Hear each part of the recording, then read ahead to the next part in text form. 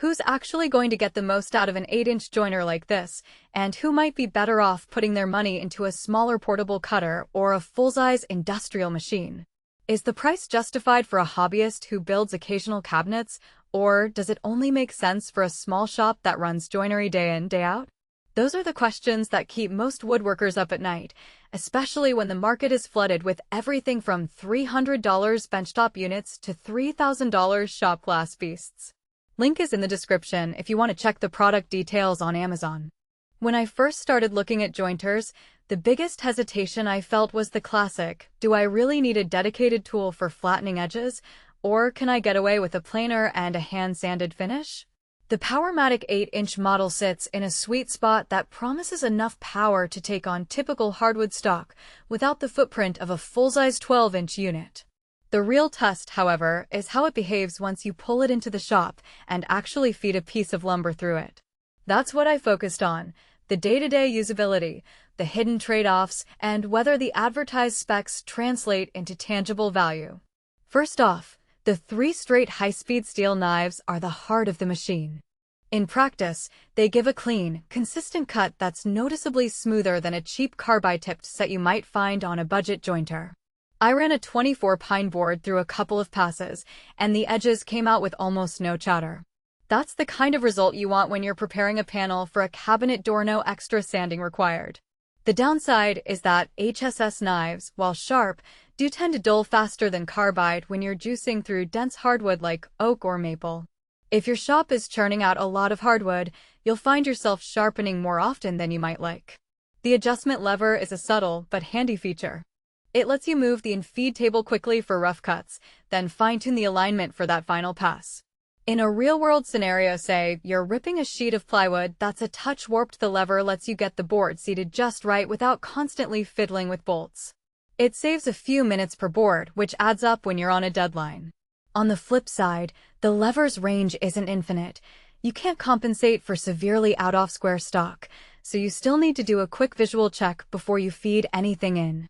One of the things that often gets overlooked on jointers is table support, and Powermatic addressed that with extra long tables mounted on dovetailed ways.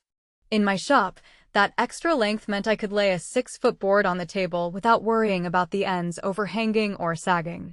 The dovetail slide keeps the tables from drifting under load, so when you're tackling a long piece of reclaimed lumber, the whole thing stays level. That extra support is a genuine strength if you routinely work with larger blanks. The trade-off is a slightly larger footprint on the floor. Those tables push the overall width out a bit more than a compact benchtop model would, so you need to have the space. The handwheel-operated worm gear for fence tilting is another point where practicality shines. I often need to tilt the fence a few degrees when I'm cutting beveled edges for a picture frame. Turning the handwheel gives you a smooth, incremental adjustment, and the lock holds it firmly.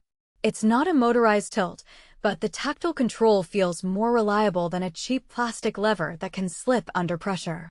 However, because it's a manual system, you do have to spend a few seconds aligning it each time you change the angle, which can be a minor annoyance during a high-volume job. Powermatic's high mount switch and control box sit up where you can easily reach them without bending over the cutterhead. That's a small ergonomic win, especially if you spend a lot of time switching the machine on and off while you're juggling other tools. The Nonmar fence insert is another thoughtful addition. It protects the tabletop from scratches when you're riding a fence close to the edge of a delicate veneer sheet. In practice, I've seen a few jointers chip the top of the table when the fence rubs against it, so this plastic insert saves you a repair job down the line.